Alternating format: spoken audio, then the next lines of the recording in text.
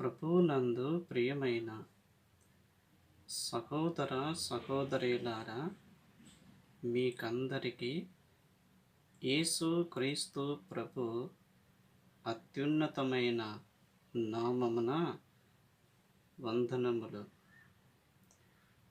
ప్రియులారా, మనము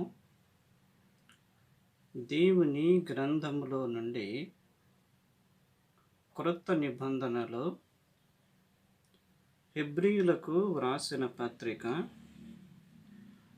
13వ అధ్యాయము. హెబ్రీయులకు వ్రాసిన పత్రిక 13వ అధ్యాయము 12వ వచనము చదువుకుందాం. కావున యేసు కూడా తన స్వరక్తము చేత ప్రజలను పరిశుద్ధపరచుటకై గవిని వెలుపట శ్రమ పొందెను. ప్రార్థన చేసుకుందాం. కృపా సత్య సంపూర్ణుడవైన మా తండ్రి, స్తోత్రములు చెల్లిస్తూ ఉన్నాము. మీ మాటలు చదువుకొని ఉండగా దీవించి మాతో మీరు మాట్లాడమని యేసు క్రీస్తు ప్రభు నామమున స్తోత్రములు చెల్లించి వేడుకొనుచున్నాము తండ్రి. ఆమెన్. ప్రభువునందు ప్రియమైన స్నేహితులారా, సహోదర సహోదరులారా, మనము క్రొత్త నిబంధనలో హెబ్రీయులకు వ్రాసిన పత్రిక 13వ అధ్యాయము 12వ వచనం మనం చదువుకున్నాము. ఈ వచనములో గవిని వెలుపట శ్రమ పొందిన క్రీస్తు. గవిని వెలుపట శ్రమ పొందిన క్రీస్తు. యేసు క్రీస్తు గవిని వెలుపట శ్రమ పొందుట ఎందుకు అంటే, తన ప్రజలను పరిశుద్ధపరచుటకై. తన ప్రజలను పరిశుద్ధపరచుటకై అంటే, ప్రజలను పరిశుద్ధపరచుటకే గవిని వెలుపట శ్రమ పొందెను. ప్రజలు పరిశుద్ధతను కోల్పోయి ఉన్నారు. ప్రజలు పాపములో పడిపోయి ఉన్నారు. ప్రజలు పాపములో నిలిచి ఉన్నారు. ప్రజలు పాప సంబంధమైన క్రియలు జరిగిస్తూ ఉన్నారు. అందుకే యేసు క్రీస్తు ప్రభు పరలోకము నుండి మానవుడుగా లోకానికి వచ్చెను. యేసు క్రీస్తు పరలోకము నుండి మానవుడుగా లోకానికి రాకమునుపు పరలోకములో యేసు క్రీస్తు ప్రభు మహిమపరచబడుచు, ఘనపరచబడుచు, కీర్తించబడుచు, ఆరాధించబడుచున్న గొప్ప దేవుడు. తండ్రి యొక్క చిత్త ప్రకారముగా తండ్రి నిర్ణయించిన సమయములో కుమారుడుగా యేసు క్రీస్తు ప్రభు లోకములోనికి పంపబడెను. అదే గలతీ పత్రిక 4వ అధ్యాయము 4వ వచనములో కాలము సంపూర్ణమైనప్పుడు దేవుడు తన కుమారుని లోకములోనికి పంపెను. మనము ఆయనకు దత్తపుత్రులము కావాలనని, మనము ఆయనకు కుమారులముగా కుమార్తెలముగా ఉండవలనని దేవుడే కాలము సంపూర్ణమైనప్పుడు తన యొక్క చిత్త ప్రకారముగా తన కుమారుడైన యేసు క్రీస్తును లోకములోనికి పంపెను.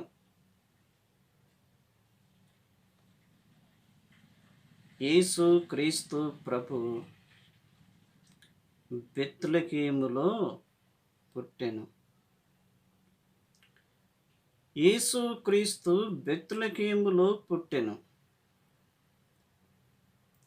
కన్య మరియ గర్భమునందు పరిశుద్ధాత్మ ద్వారా యేసు క్రీస్తు ప్రభు భూలోకములో అరుదించెను. పుట్టిన యేసు క్రీస్తు ప్రభు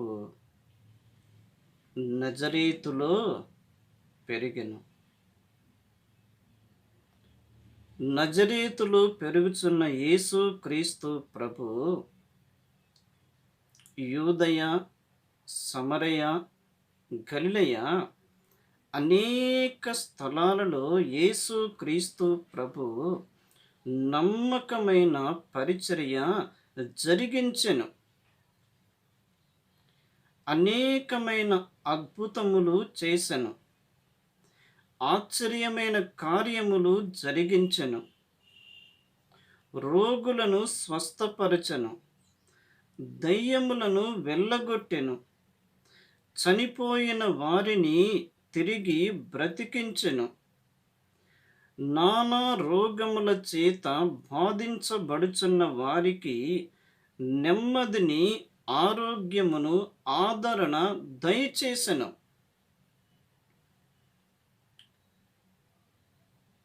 యేసు క్రీస్తు ప్రభు తండ్రి యొక్క గడియ వచ్చినప్పుడు పట్టబడెను. అదిగో గెత్సెమనే తోటలో పట్టబడెను. పట్టబడిన యేసు క్రీస్తు ప్రభు అన్యాయపు తీర్పును పొందెను. అన్యాయపు తీర్పును పొందెను. ఏ దోషము లేకపోయినా, ఏ నేరము లేకపోయినా అన్యాయపు తీర్పును పొంది అక్రమకారులలో ఒకడుగా ఎంచబడెను. ఇద్దరు నేరస్తుల మధ్య సిలువ వేయబడెను. యేసు క్రీస్తు శరీరము దున్నబడెను, ఈడ్వబడెను, గాయపరచబడెను, మెత్తన చేయబడెను. యేసు క్రీస్తు శరీరమంతయు గాయములే. ఎందుకు? తన ప్రజలను పరిశుద్ధపరచుటకు.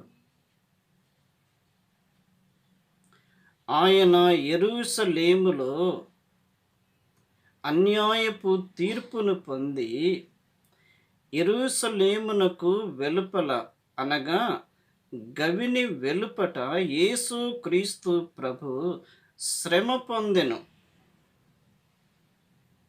శ్రమ పొందెను. ఆ శ్రమలో ఆయన శరీరమంతయు కూడా దున్నబడెను. నాగటి చాళ్ళవలే దున్నబడెను. ఆయన శరీరము మెత్తన చేయబడెను. ఆయన శరీరములో నుండి అమూల్యమైన రక్తము చిందించబడెను. సిలువలో స్వరూపమును కోల్పోయెను. సొగసును కోల్పోయెను, వ్యసనాక్రాంతుడుగా మారెను. మన పాపములను బట్టి సమస్త దుఃఖమును యేసు క్రీస్తు ప్రభు తన శరీరమందు సంపూర్ణముగా ప్రేమతో భరించెను.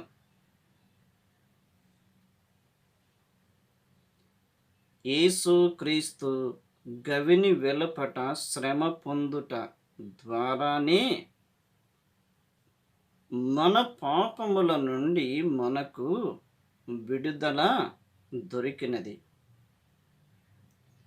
మనము ఆయన శ్రమలు, ఆయన మరణము, ఆయన పునరుత్థానమును అంగీకరించుట ద్వారా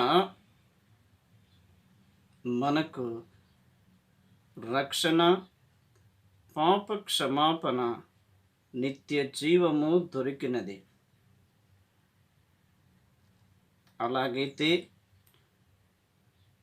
నీ కొరకై గవిని వెలుపట శ్రమ పొందిన క్రీస్తును నీవు ఆలోచన చెయ్యాలి. ఆయన శ్రమల వైపు చూడుము.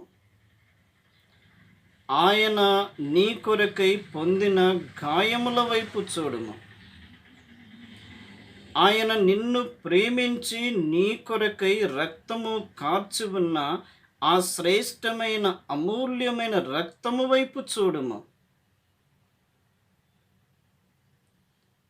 నీ పాపములకు క్షమాపణ దొరుకుచున్నది. నిత్య జీవము నీకు దొరుకుచున్నది. నీవు పరిశుద్ధుడవుగా చేయబడుతావు. నీవు పరిశుద్ధురాలిగా చేయబడుతావు. నీవు నీతిమంతురాలిగా తీర్చబడుదువు.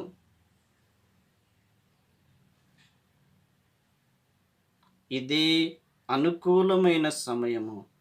ఇదే రక్షణ దినము. యేసు క్రీస్తు గవిని వెలుపట ఏ విధముగా శ్రమ పొందెనో, యేసు క్రీస్తునందు విశ్వాసముంచిన వారు, రక్షించబడిన వారు,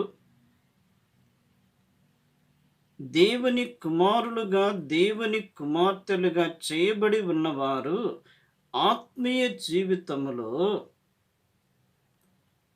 యేసు క్రీస్తుతో పాటు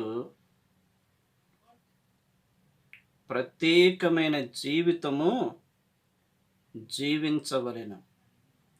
అక్కడే 13వ అధ్యాయం, హెబ్రీయులకు రాసిన పత్రిక 13వ అధ్యాయము 13వ వచనములో, కాబట్టి మనము ఆయన నిందను భరించుచు శిబిరము వెలుపలికి ఆయన యొద్దకు వెళ్ళుదము. అదిగో, శ్రమలు పొందిన యేసు క్రీస్తు యొద్దకు మనము వెళ్ళాలి. మన కొరకై శ్రమలలో పాలువాడై ఉన్న ఆయన యొద్దకు మనము వెళ్ళాలి. మనము గవిని వెలుపట శ్రమ పొందిన యేసు క్రీస్తు యొద్దకు వెళ్ళినప్పుడు ఆ శ్రమలలో నుండి ప్రభు మనకు అనేకమైన పాఠములు నేర్పించును. ఆ శ్రమల గుండా వెళ్ళిన యేసు క్రీస్తు ప్రభు తరువాత గొప్ప ఆనందమును మనకు ఇచ్చెను. పరలోకమందున్న తండ్రిని ఘనపరచెను. అట్టి కృపలో మనము సాగి వెళ్ళుదాం. దేవుడు ఈ తలంపులు దీవించునుగాక. ప్రార్థన. పరిశుద్ధుడా, మీకు స్తోత్రములు చెల్లిస్తూ ఉన్నాం. మీ మాటలు మా హృదయములో ముద్రించుమని యేసు క్రీస్తు నామమున స్తోత్రములు చెల్లించి వేడుకొనుచున్నాము తండ్రి. ఆమెన్. అందరికీ వందనములు.